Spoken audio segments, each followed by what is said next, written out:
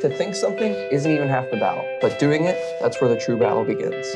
Everybody can think. There's no differentiator in that. We can all come up with the same ideas over and over again. It's actually about the action. That's what matters. Who's going to put that thought in place and do it?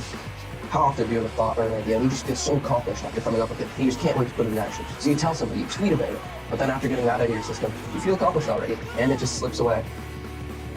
And now a day, a week, a month down the line, that idea's gone, and you've moved on to another one, and another one, and another. When there's no action put behind these ideas, they just fade away into the distance and become replaced with another one.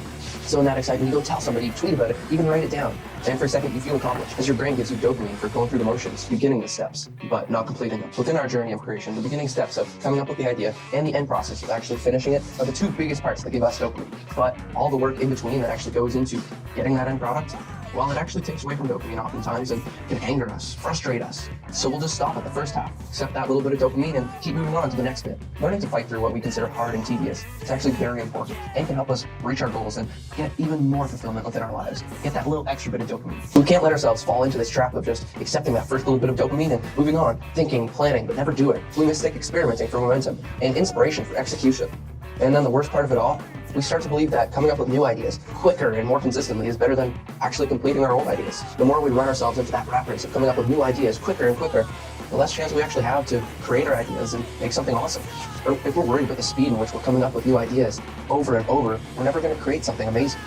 It's always just going to be quick. Now let me be clear, both thinking and acting are both very important parts within this equation. But thinking is like the starting line, and acting is like the actual race. You don't win a race by standing at the starting line with great intentions. You win by trying, stumbling, and going again and again. The people who grow and succeed in life, they're not always the smartest, the most talented, but they're the ones who keep pushing, even when they get bored, stopping and giving up on what you're doing to just go on to what's easier. So how do we fix this? How do we stop ourselves from being idea-driven people and become the doers of the world? Well, there's a couple steps. Let me tell you them now. One, make it physical. Try and write your idea down, whether it's on a piece of paper, on the wall, on your window, whiteboard, wherever. But the more you look at it and keep refreshing your mind with that idea, the better.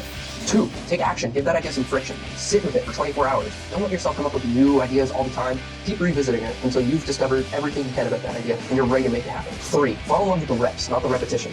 Doing something once, you're never going to get better. But doing it over and over, even being bad at it to start, that's how you truly get better at something. Especially for these tasks and skills that aren't going to be just niche one-time things. This is something that you're going to be recurringly doing throughout your life. Get better at it. What's the point of being bad at something you're going to do your whole life? And if you're all about that quickness and you just want the results, you can't stand the reps, well, doing those reps over and over is going to produce a way quicker result.